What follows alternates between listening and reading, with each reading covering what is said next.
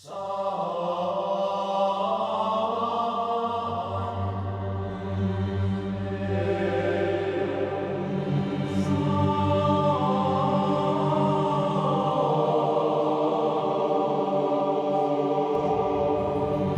datangnya hari kiamat, Nabi Isa AS akan turun dari langit untuk menyelesaikan misinya di bumi. Disebutkan pula dalam beberapa hadits, Nabi Isa AS akan salat berjamaah bersama Imam Mahdi. Ia sebagai makmum menurut penjelasan dalam buku 25 Nabi. Banyak bermukjizat sejak Adam AS hingga Muhammad SAW karya Utsman bin Affan bin Abul As bin Umayyah bin Abdus Syams. Nabi Isa AS akan mengenakan pakaian 2 lapis berwarna merah ketika turun ke bumi. Sebagaimana yang diterangkan pada sebuah hadits berikut, Rasulullah SAW bersabda, "Tidak ada seorang nabi pun antara aku dan Isa AS. Sesungguhnya, ia benar-benar akan turun dari langit. Ketika kamu melihatnya, ketahuilah bahwa ia adalah seorang pria dengan tubuh berperawakan sedang dan kulit putih kemerah-merahan. Ia akan turun mengenakan 2 lapis pakaian yang dicelup berwarna merah dan kepalanya terlihat seperti meneteskan air, meskipun sebenarnya tidak basah." Hadis riwayat Abu Dawud.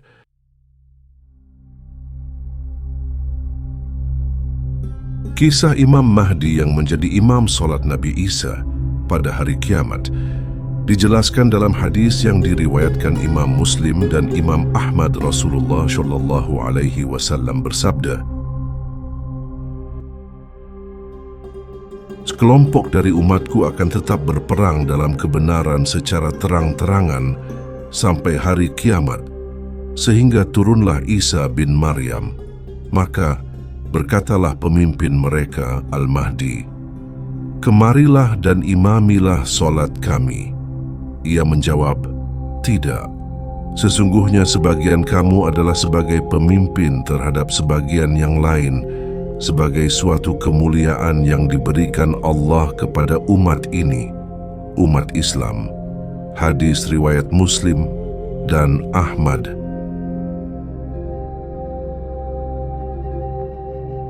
Hal pertama yang akan dilakukan Nabi Isa setelah turun dari langit adalah menunaikan solat, sebagaimana yang dijelaskan oleh hadis tersebut. Isa akan menjadi makmum dalam solat yang dipimpin oleh Imam Mahdi. Peristiwa kedatangan Nabi Isa ini sebelumnya akan didahului oleh kondisi dunia yang dipenuhi dengan kezaliman, kesengsaraan dan peperangan besar yang melibatkan seluruh penduduk dunia.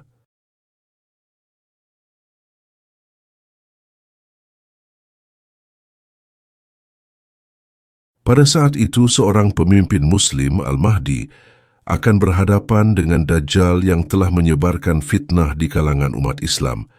Maka saat itulah Isa putra Maryam akan turun ke bumi dan menumpas semua itu dan membunuh Dajjal, membersihkan segala penyimpangan agama, dan menyelamatkan manusia dari fitnah Dajjal. Dajjal ini mengaku bahwa dirinya sebagai Tuhan. Maka Isa akan bekerja sama dengan Imam Mahdi untuk memberantas semua musuh-musuh Allah.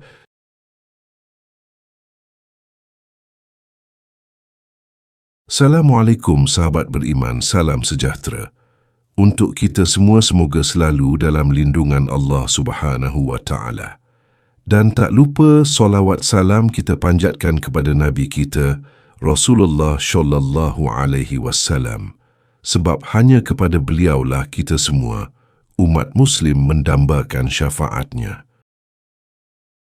Saya ucapkan selamat datang di channel Cerita Islami. Terima kasih yang selalu mengikuti dan menyimak cerita kami. Semoga membawa kemanfaatan bagi anda semua.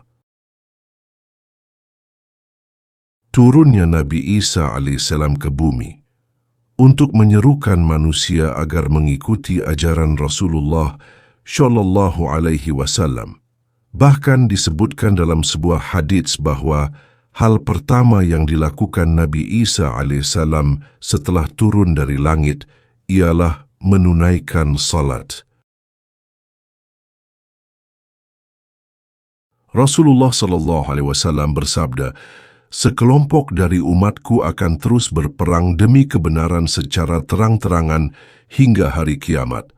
Saat Isa ibnu Maryam turun, pemimpin mereka, Al-Mahdi, akan berkata, 'Datanglah dan pimpinlah salat kami.'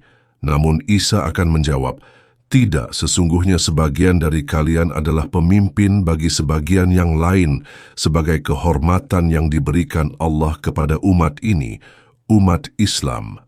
Hadis riwayat Muslim dan Ahmad. Lalu diterangkan dalam hadits serupa yang berbunyi, tiba-tiba Isa alaihissalam sudah berada di antara mereka dan panggilan salat dikumandangkan.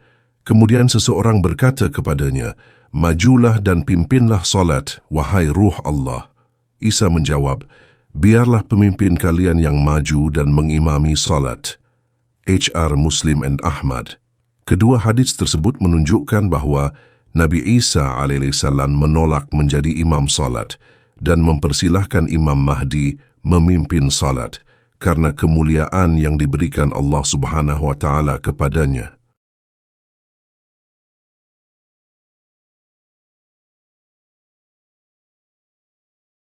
Rasulullah sallallahu alaihi wasallam bersabda, "Para nabi bersaudara karena beberapa alasan.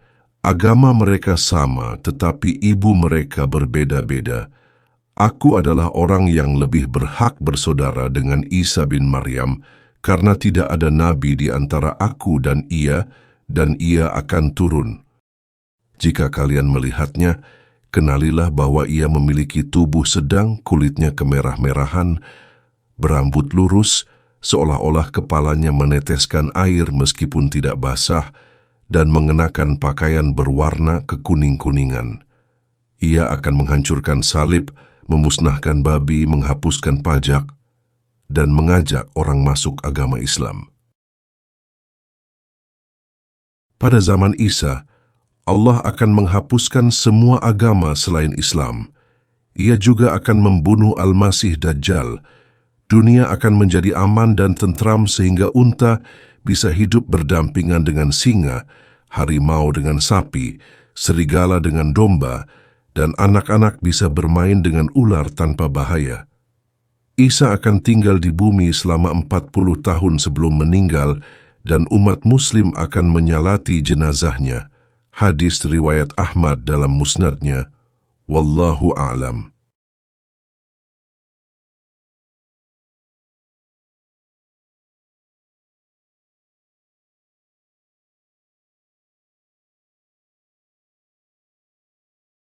Sahabat yang beriman, itulah kisah tentang Nabi Isa dan Imam Mahdi.